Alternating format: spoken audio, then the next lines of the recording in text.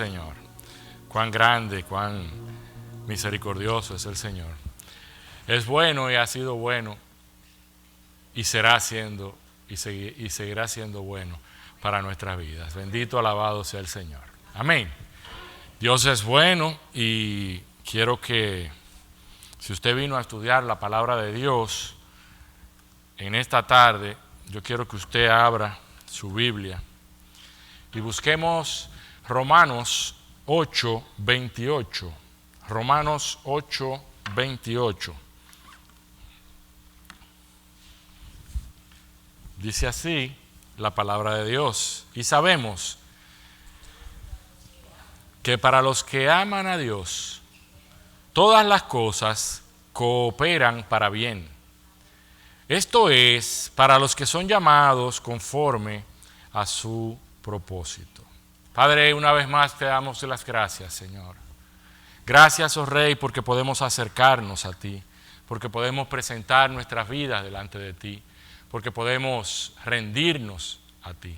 Hoy entregamos tu palabra para que hables a nuestras vidas, para que nos enseñes, para que nos ayudes a entender tu plan maestro, tu plan perfecto, y saber que no importa la circunstancia, que no importa la situación por la que atravesemos, tú usas cada cosa para nuestro bien, y tú quieres nuestro bien y quieres que nosotros estemos alineados a ti.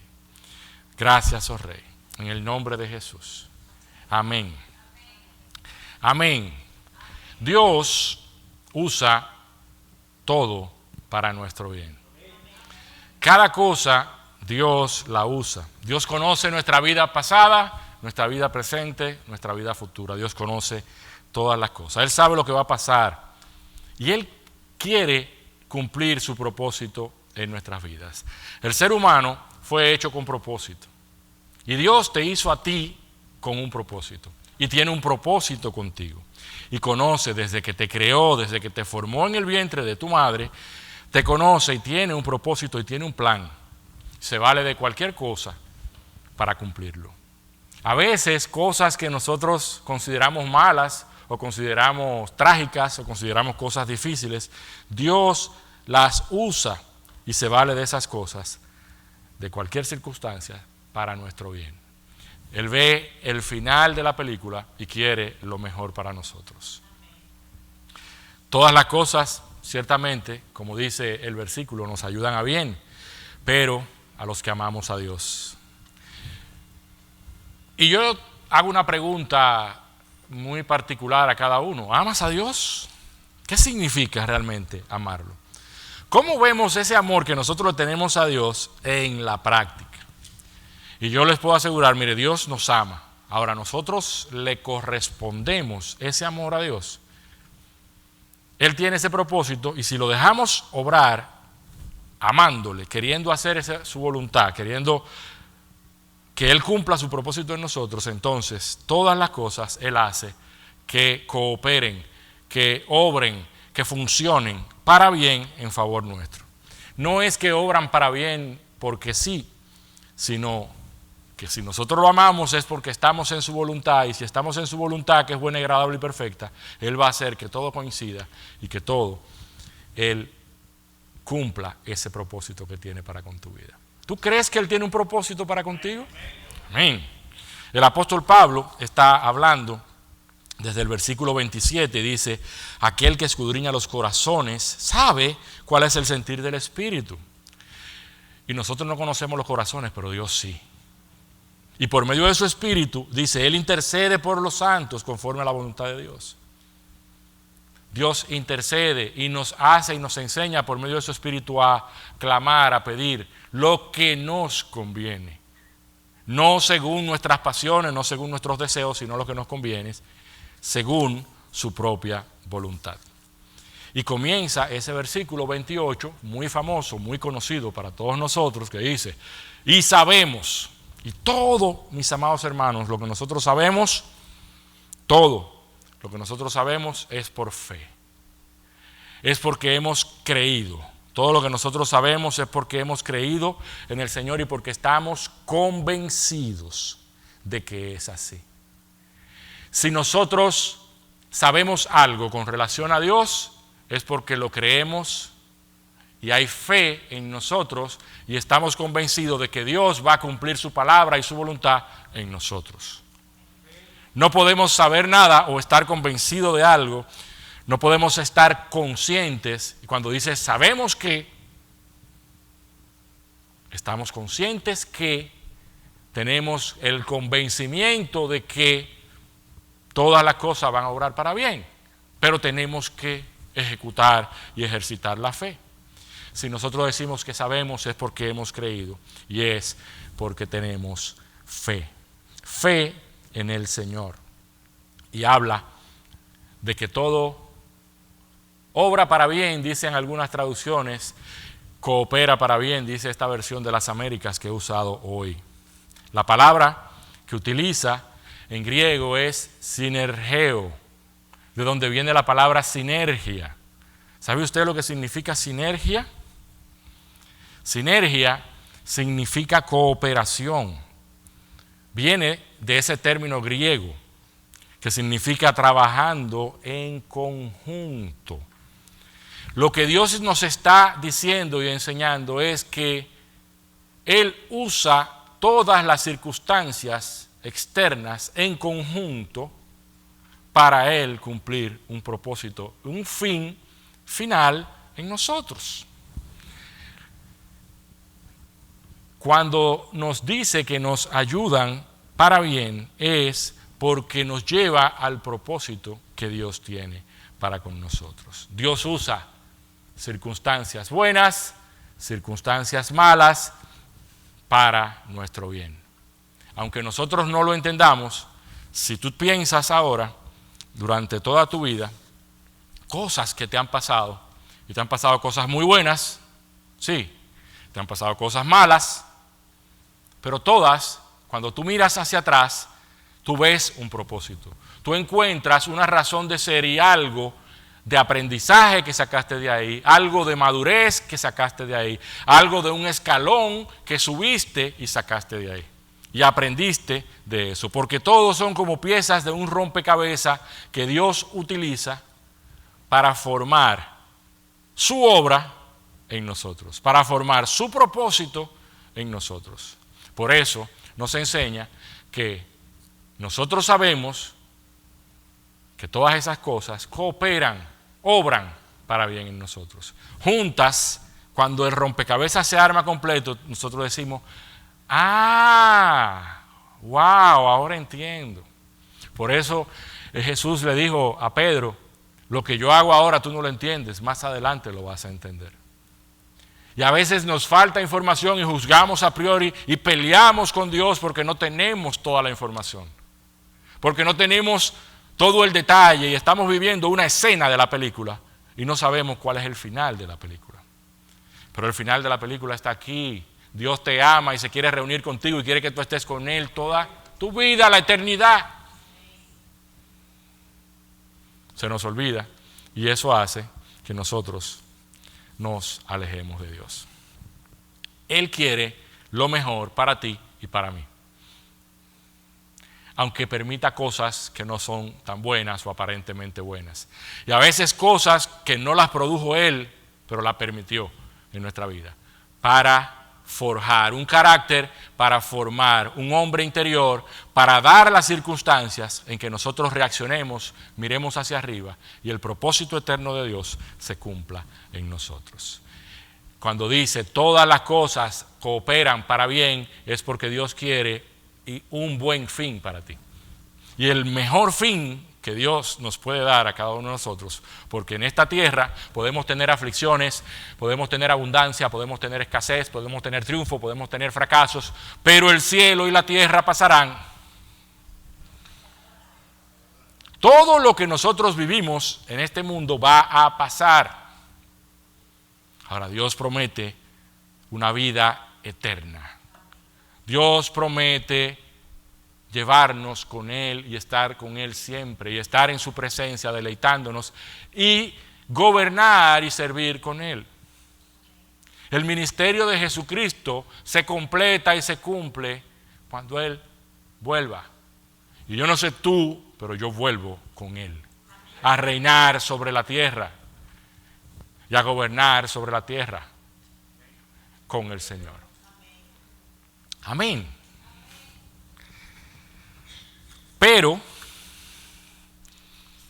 hay un condicionante, porque dice, sabemos que a los que aman a Dios.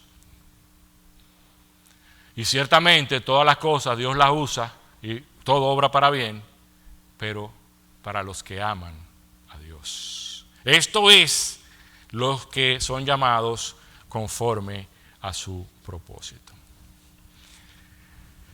¿Qué significa amar a Dios?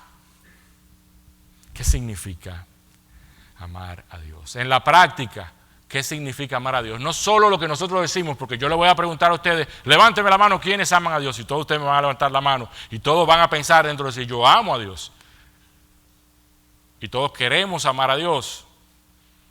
Y todos estamos inclinados a amar a Dios porque Dios nos hizo a su imagen, a su semejanza, y tenemos la esencia de Dios dentro de nosotros. Y queremos amar a Dios, queremos ser buenos para Dios, agradables delante de Dios. Pero no siempre somos buenos y agradables delante de Dios. Por lo tanto, no siempre amamos a Dios, aunque digamos que amamos a Dios. En la práctica, ¿qué significa amar a Dios? Yo no sé si usted recuerda esa conversación con Pedro. Antes de entregar al Señor, el Señor le dijo a Pedro, lo advirtió, Pedro, el enemigo ha pedido para zarandearos como a trigo, pero yo he rogado que tu fe no falte. Y Pedro dijo, no, yo no que yo voy a la muerte, voy yo contigo. Dijo, antes de que el gallo cante 3 veces, tú me vas a negar. Y ciertamente pasó eso. Luego, en un encuentro de sanidad que el Señor tuvo con Pedro, cuando el Señor resucitó, el Señor duró 40 días apareciéndose a muchos de sus discípulos y compartiendo con sus discípulos en cuerpo glorificado. Cuando el Señor apareció, le dijo, Pedro, ¿me amas? Y Pedro le dijo, sí, Señor, yo te quiero. Estoy parafraseando, porque la palabra que usa el Señor es, Pedro, ¿tú me agapeas? Y el Señor le dijo, sí, Señor, yo te fileo. El amor, ágape, es el amor de Dios, ese amor incondicional que vemos en 1 Corintios 13. El amor fileos es el amor filial.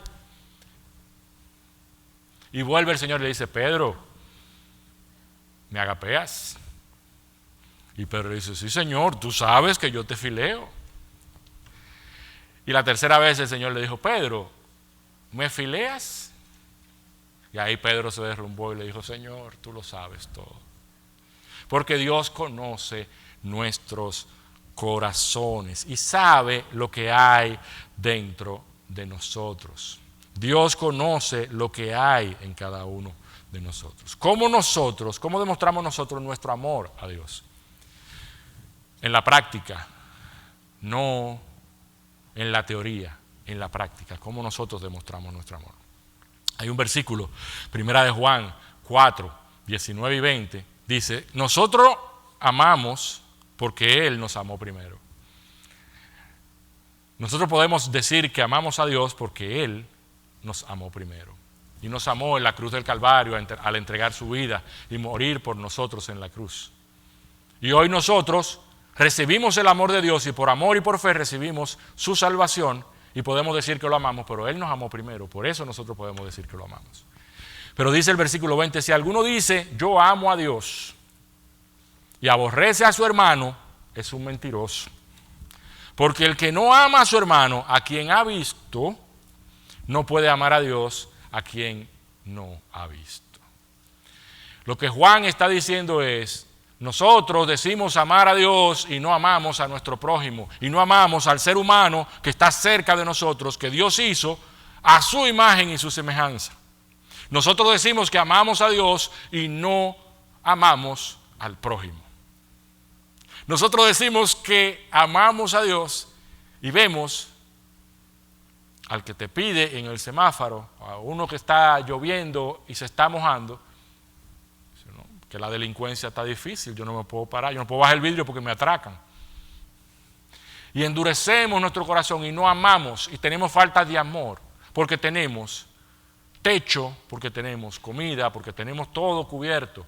Pero mucha gente cerca de ti, cada día que tú sales en tu carro por las calles de Santo Domingo, encuentras prójimos que nosotros decimos que amamos a Dios, pero no lo amamos a ellos. O gente que tú dices, no, yo lo perdono, pero no olvido. No quiero saber de esa gente, llévatela lejos de mí. Y esa gente que tú dices, llévatela lejos de mí, Dios lo hizo a su imagen y semejanza. Y quiere que tú y yo le amemos. Quiere que tú y yo le amemos. Nosotros no podemos amar a Dios si no amamos a nuestro prójimo.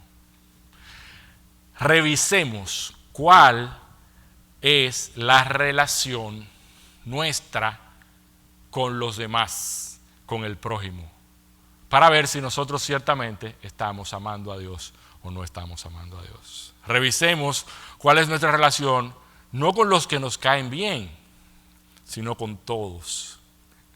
Sobre todo con los que no nos caen tan bien, para ver si realmente nosotros estamos cumpliendo el mandato de amar a Dios. En la Biblia hay muchos ejemplos de hombres de Dios que todas las circunstancias que pasaron obraron para bien. Y yo quiero compartirle algunas, y voy a compartir una de manera particular, pero quiero compartir algunas. Primero, José y la mujer de Potifar, Génesis 39. ¿Conocen la historia?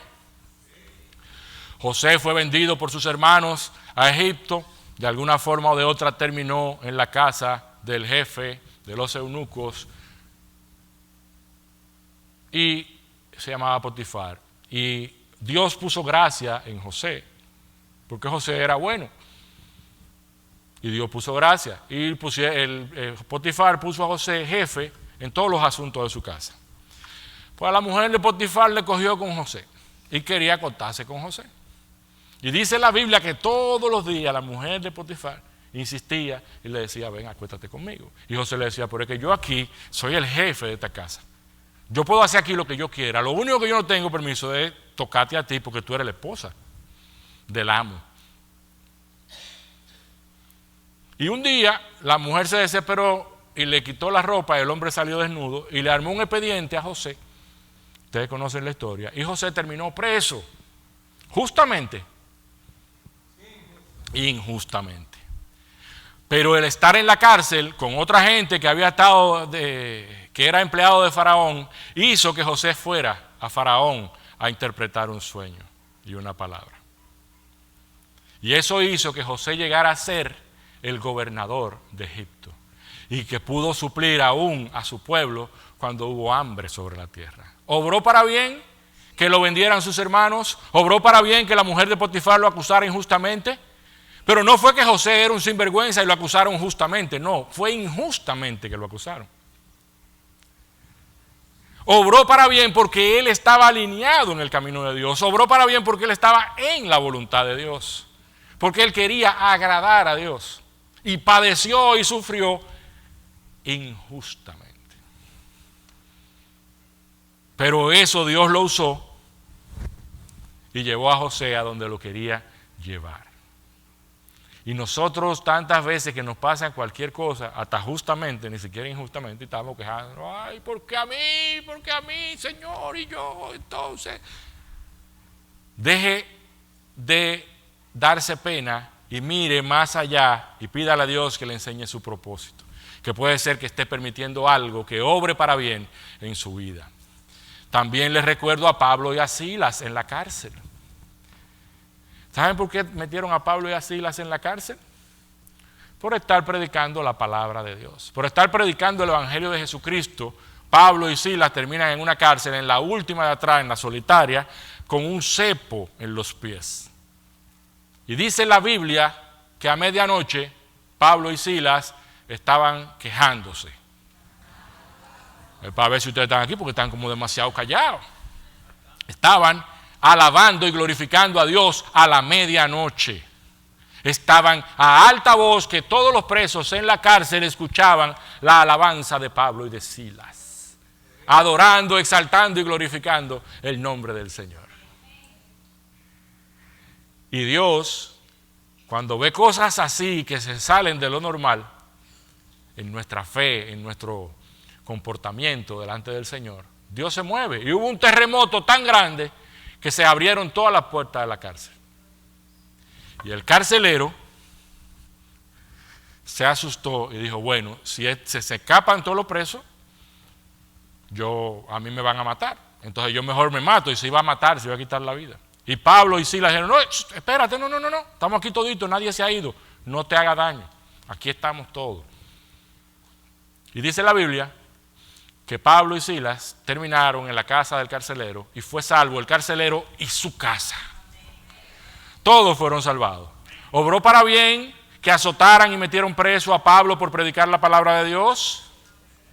No era robando que estaba, no era en política que andaba Pablo, era predicando la palabra de Dios. Y lo azotaron y lo metieron preso en el último calabozo, y aún así no se quejaron, sino que alabaron y adoraron al Señor. Y Dios obró, y la casa del carcelero, y mucha gente más por medio de eso, se salvó. Todo obra para bien para los que aman a Dios. Pablo y Silas amaron a Dios, quisieron hacer la voluntad de Dios y permanecer haciendo lo que Dios había puesto en sus corazones, independientemente de si era justo o no era justo. Los amigos de Daniel, Nabucodonosor manda a hacer una estatua para que todo el mundo le adore. Esos muchachos habían sido entrenados para ser sabios, y ahí donde ellos estaban, mucha gente le tenía envidia y fueron y lo chivatearon. Mira, esos tres amigos no adoran la estatua que tú hiciste. Ajá, llámenlo. ¿Es verdad que ustedes no adoran? No adoramos, nosotros nada más adoramos al Dios de Israel, al único Dios verdadero, a ese que nosotros adoramos, al Dios del cielo. Bueno, pues ustedes van a adorar ahora. Si no adoran, los van a meter en un horno de fuego. Y dijeron, mira, nosotros no vamos a adorar ninguna estatua, y Dios puede librarnos, y si no nos libra tampoco vamos a adorar la estatua. Por ser firmes y ser fieles a Dios, lo metieron en el horno de fuego, lo calentaron más de la cuenta, y dice la Biblia que no se quemó ni un cabello de su cabeza, porque Dios los respaldó. Nosotros queremos que Dios nos respalde, pero no queremos pagar el precio de la fe, de amar a Dios y de andar caminando como Dios ha soñado que nosotros caminemos. Y no queremos pagar ese precio. Nosotros queremos ver los milagros y a Dios manifestándose, pero no queremos pasar el trayecto, el proceso que pasan los hombres de Dios. Y nosotros decimos, como dice esa canción, ¿y dónde están los hombres como Elías o los hombres como los amigos de Daniel? ¿Y dónde están los milagros? ¿Y dónde están los hombres que hacían esas cosas y que se paraban en la brecha y que eran valientes delante de Dios? Daniel en el foso de los leones. Y de ese le voy a hablar porque en Daniel capítulo 6, quiero leer Daniel capítulo 6. Dice, ahí voy, en Daniel, aquí está, voy a leer desde el 1 en adelante. Le pareció bien a Darío constituir sobre el reino 120 sátrapas que gobernaran en todo el reino, 120 gobernadores, a Darío. Y sobre ellos 3 funcionarios, uno de los cuales era Daniel, a quienes estos sátrapas rindieran cuenta para que el reino fuera perjudicado. Pero este Daniel sobresalía entre los funcionarios y sátrapas porque había en él un espíritu extraordinario, de modo que el rey pensó ponerlo sobre todo el reino.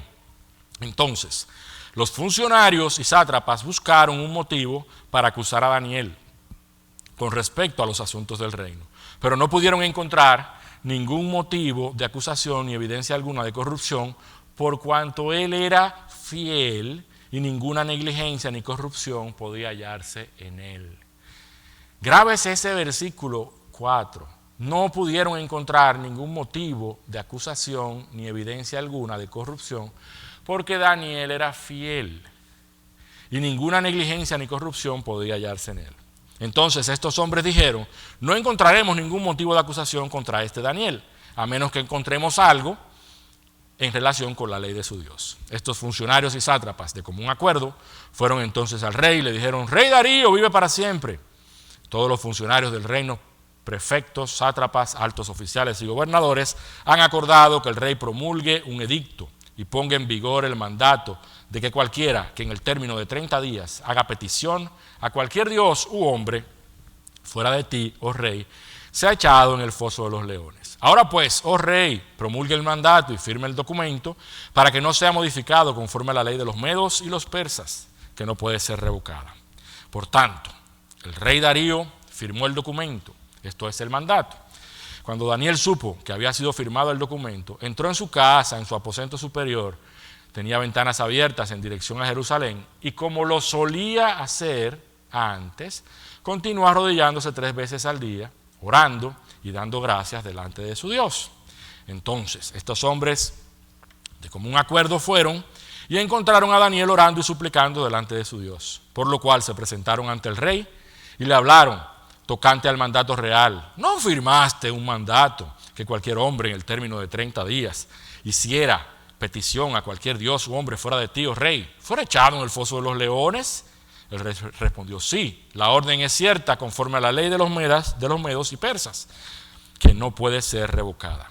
Entonces ellos respondieron y dijeron al rey: Daniel, que es uno de los deportados de Judá, no te hace caso, oh rey, ni del mandato que firmaste, sino que 3 veces al día hace su oración. Al oír estas palabras, el rey se afligió mucho y se propuso librar a Daniel, y hasta la puesta del sol estuvo buscando la manera de librarlo. Entonces aquellos hombres vinieron de común acuerdo al rey y le dijeron: reconoce, oh rey, que es ley de los medos y persas que ningún mandato o edicto del rey establezca pueda ser revocado. El rey dio órdenes que trajeran a Daniel y lo echaran en el foso de los leones. Y el rey habló a Daniel y le dijo: tu Dios, a quien sirves con perseverancia, él te librará. Trajeron una piedra y pusieron sobre la boca del foso. El rey la selló con su anillo, con los anillos de sus nobles, para que nada pudiera cambiarse del ordenado en cuanto a Daniel. Después el rey se fue a su palacio y pasó la noche en ayuno. Ningún entretenimiento fue traído ante él y se le fue el sueño. Entonces el rey se levantó al amanecer, al rayar el alba, y fue a toda prisa al foso de los leones. Y acercándose al foso, gritó a Daniel con voz angustiada. El rey habló a Daniel y dijo: Daniel, siervo del Dios viviente, tu Dios, a quien sirves con perseverancia, ¿te ha podido librar de los leones? Entonces Daniel respondió al rey: oh rey, vive para siempre. Mi Dios envió su ángel, que cerró la boca de los leones, y no me han hecho daño alguno, porque fui hallado inocente ante él, y tampoco ante ti, oh rey, he cometido crimen alguno. Entonces el rey se alegró mucho y mandó a sacar a Daniel del foso. Cuando Daniel fue sacado del foso, no se encontró en él lesión alguna, porque había confiado en su Dios. ¿Conocían la historia de Daniel en el foso de los leones? Daniel es elegido con otros muchachos de Judá cuando estaban en la cautividad y fueron llevados a Babilonia y fueron enseñados en todo lo que fuera sabiduría. Y desde el principio, Daniel y sus amigos dieron señales de querer agradar a Dios, al Dios de los hebreos, al Dios en que ellos creían. En este caso, a Daniel, que tenía más autoridad que todos, el rey lo quería poner sobre todos los gobernadores. Quería ser un gobernador que tuvieran todos los demás por debajo. Y en la política, eso pica y duele. Y le armaron un expediente a Daniel. Le armaron un plan para que quitara a Daniel del medio y que fuera otro que subiera. Ni siquiera iba a ser uno de los 3, era el primero que iba a ser Daniel. Los 3 iban a reportar a Daniel. Y dice la Biblia que Daniel era intachable, que Daniel era irreprochable. Y padeció ser llevado al foso de los leones sin cometer crimen alguno. ¿Se glorificó Dios? Se glorificó Dios. Algunas cosas que vemos de Daniel que son características de cuando nosotros amamos a Dios. Primero, en Daniel 1:4, dice, sin tacha alguna, de buen parecer, sabio en ciencia y de buen entendimiento. Sin tacha, sin defecto, entendido en los tiempos. Daniel 1:8, Daniel propuso en su corazón no contaminarse con la comida del rey ni con nada que tuviera que ver con los babilonios, sino que pidió al jefe que no lo dejaran comer eso y que probaran. Y se hallaron más robustos, él y sus amigos, y 10 veces más sabios que todos los sabios del imperio completo. ¿Los respaldó Dios? Daniel capítulo 1, versículo 17, como consecuencia de no contaminarse con la comida del rey, Dios le dio conocimiento e inteligencia. Y fue hallado, versículo 20, 10 veces mejores que los demás. En capítulo 6, Daniel, dice la Biblia, era superior a todos los gobernadores. ¿Cuál es el testimonio que nosotros damos en los lugares donde nosotros estamos? Trabajo, universidad, empresa, en el lugar donde Dios te ha puesto. ¿Hay un espíritu superior en ti? ¿Te acusan de algo? Dice el versículo 4 que acabamos de leer que él era fiel, que no tenía fallas, que no tenía vicios, que no era corrupto, que no había nada de lo que pudieran acusar a Daniel, porque Daniel era inocente. No tenían prueba para acusar a Daniel de nada. Ni con montaje podían acusar a Daniel, porque todo lo que Daniel hacía estaba claro. Versículo 5. Daniel cumplía la ley de Dios. Dice el versículo 5, no encontraremos ningún motivo de acusación contra este Daniel a menos que encontremos algo en relación a la ley de su Dios. Pero Daniel no era de la secreta, era públicamente que él cumplía la ley de Dios. Si estos hombres sabían, dijeron, no vamos a encontrar nada a menos que encontremos algo que vaya en contra de sus principios, que vaya en contra de sus valores, que vaya en contra de lo que él cree. ¿Y cómo ellos sabían lo que él creía? ¿Y cómo ellos sabían cuáles eran los principios? Porque Daniel vivía una vida íntegra y pública. Y era un representante de Dios en la tierra de manera pública. No se escondía, no se camuflajeaba. Versículo 10. Oraba y daba gracias a Dios siempre, 3 veces al día. Dice cómo solía hacerlo antes. Lo acabamos de leer, ¿no lo leyeron? Lo acabamos de leer. Daniel oraba siempre. Daniel buscaba a Dios siempre. Daniel tenía comunión con Dios. No cuando lo iban a meter en el foso. Porque nosotros hacemos eso. Cuando estamos mal y que tenemos el agua al cuello, entonces, Señor, ayúdame que me hundo. Daniel oraba siempre. Daniel clamaba siempre a su Señor. Daniel buscaba siempre a Dios. Y oraba 3 veces al día en dirección hacia Jerusalén, clamando a Dios, pidiéndole misericordia a Dios. Y Dios respaldaba a Daniel. Pero no era a veces que oraba, era siempre que oraba. No era los domingos que iba a la iglesia, era siempre que oraba. A orar, ni los domingos. Pero bueno. Versículo 16, Darío le dijo, al Dios que tú sirves,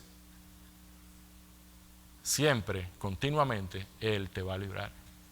Daniel servía a Dios continuamente, de manera pública también. Daniel servía a Dios de manera pública. No era un secreto, era un siervo de Dios y honraba a Dios. Dios usa todo, mis amados hermanos, para nuestro bien. Pero cuando le amamos, honramos a Dios, Dios nos honra. Negamos a Dios, Dios nos niega. ¿En qué posición estás tú?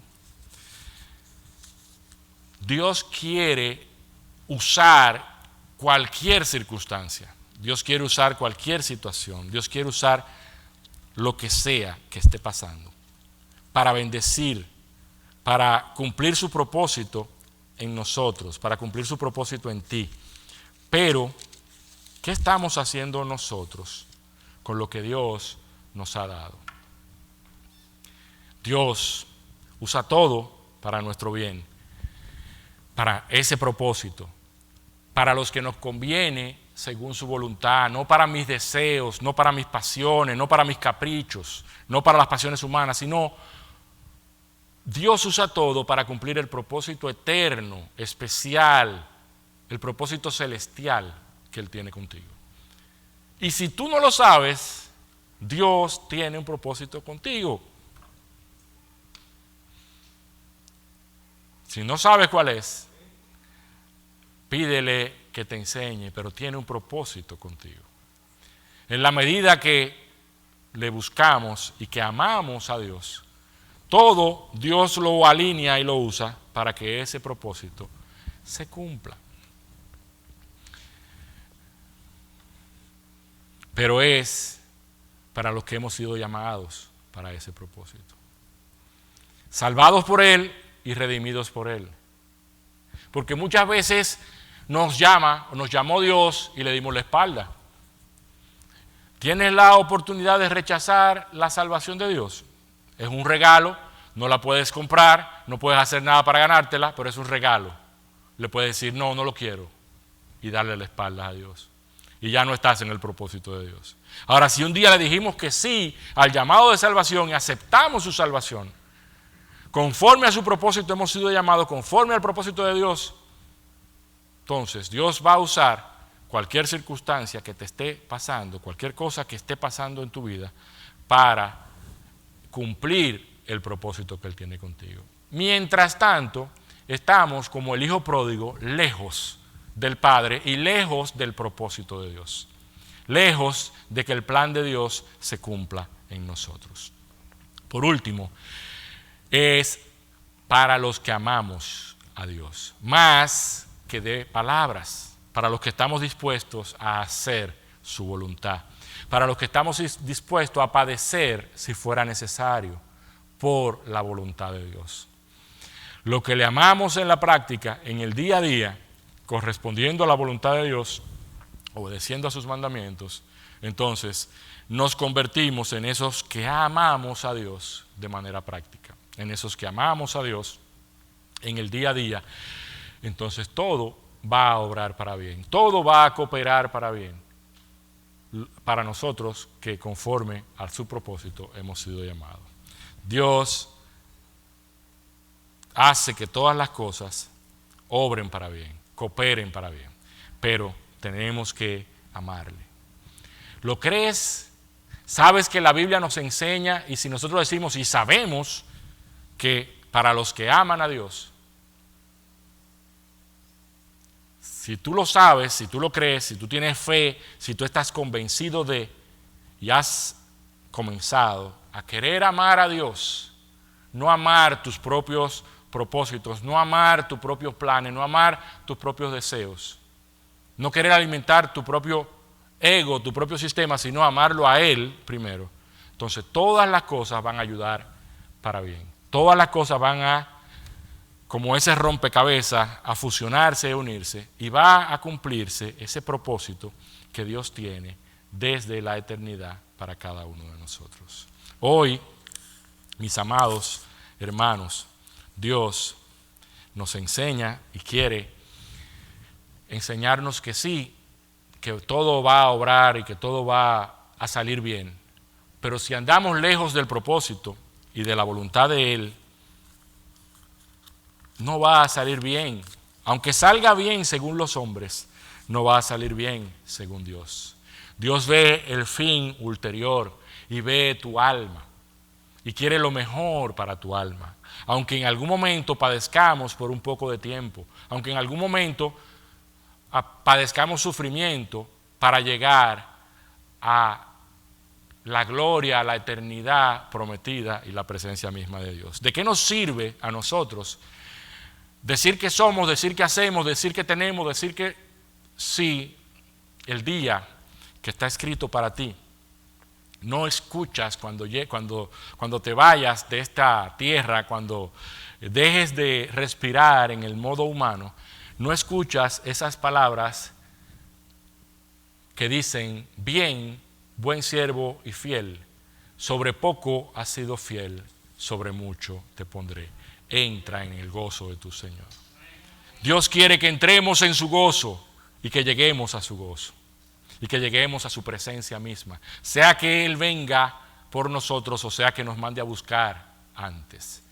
Él quiere que estemos preparados, pero quiere cumplir su propósito en la vida de cada uno de nosotros. Y para eso pasan situaciones, pasan cosas que Él permite para que seamos moldeados, seamos preparados para que ese propósito se cumpla en mi vida. ¿Se está cumpliendo su propósito en tu vida? ¿Está obrando para bien todo lo que está aconteciendo, pasando y todo lo que ha estado sucediendo alrededor tuyo? Es tiempo, mis amados, de preguntarle a Dios si estamos en su propósito, en su plan, si le estamos amando como Él quiere que le amemos, para que todo Él lo use en beneficio nuestro, en favor nuestro, para una eternidad cerca de Dios, no lejos de Dios. Padre, te damos gracias esta noche. Gracias por tu fidelidad. Gracias por tu palabra. Gracias por tu bondad. Gracias, Señor, porque si hoy decimos que te amamos es porque tú nos amaste primero. Si hoy decimos que queremos estar en tu plan y queremos que todo obre para bien, que todo sea